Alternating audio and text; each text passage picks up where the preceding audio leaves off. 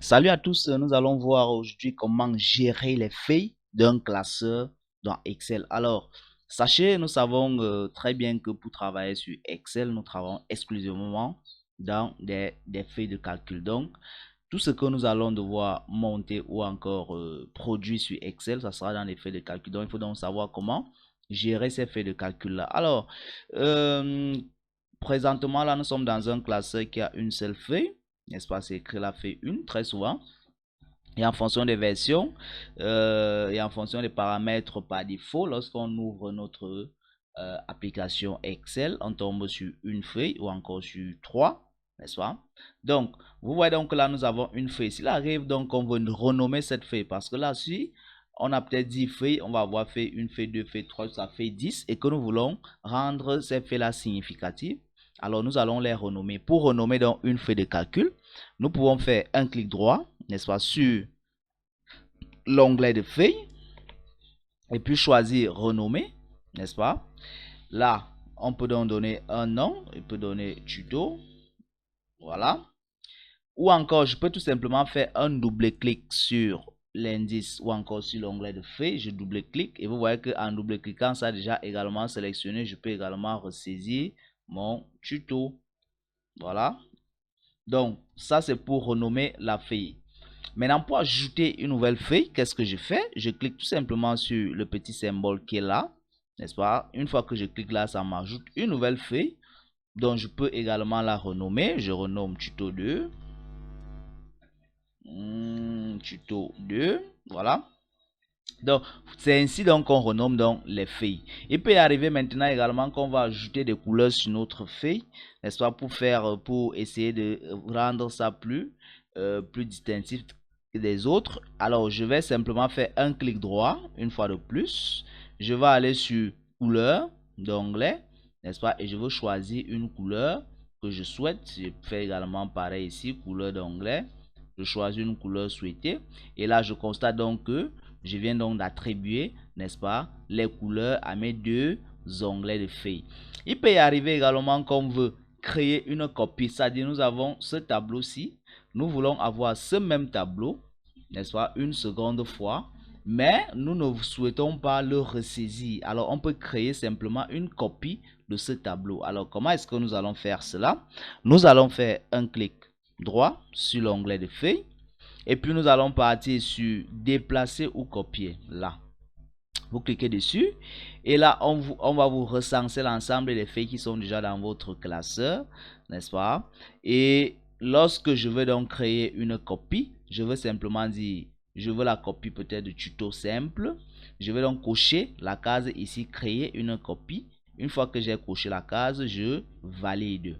Et vous allez voir qu'automatiquement, j'ai tuto, n'est-ce pas? J'ai un deuxième tuto qui s'est ajouté avec l'indice tuto 2 avec la même couleur d'onglet. Et là, je suis donc libre de venir ici, de le renommer et de dire peut-être qu'il s'agit du tuto 3, n'est-ce pas? Tuto 3. Ok.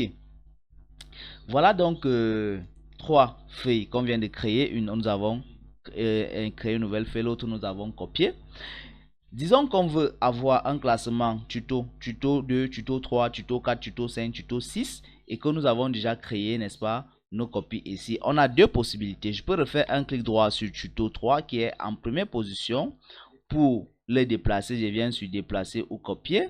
Je viens en tuto 3, n'est-ce pas, et je le mets en dernier ici. Je valide et je vois donc que tuto 3 est passé en dernier automatiquement. Ou encore je pouvais faire ça manuellement, le porter, vous voyez un peu.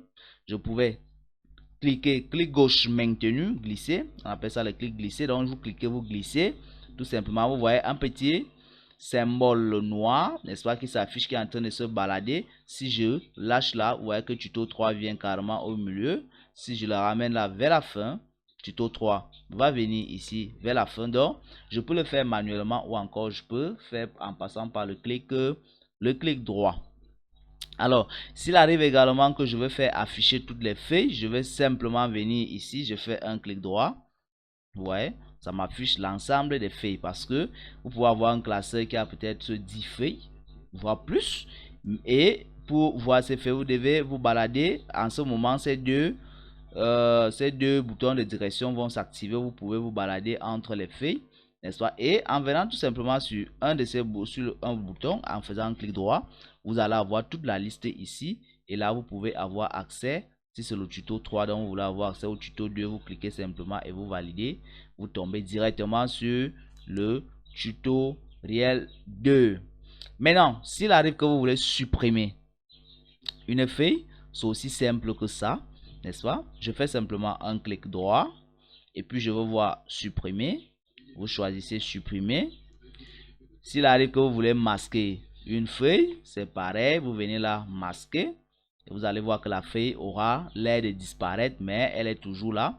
Parce que si nous revenons peut-être au niveau de la feuille 2 là, et puis on va voir que afficher, et là je clique sur afficher, il me raffiche, il va me sortir cette liste et je valide que oui, je veux que le tuto 3 s'affiche une fois de suite. Donc voilà donc les différentes manières dont vous disposez donc pour pouvoir manipuler, n'est-ce pas, vos différentes feuilles. Vous pouvez visualiser le code, ça c'est pour les VBA.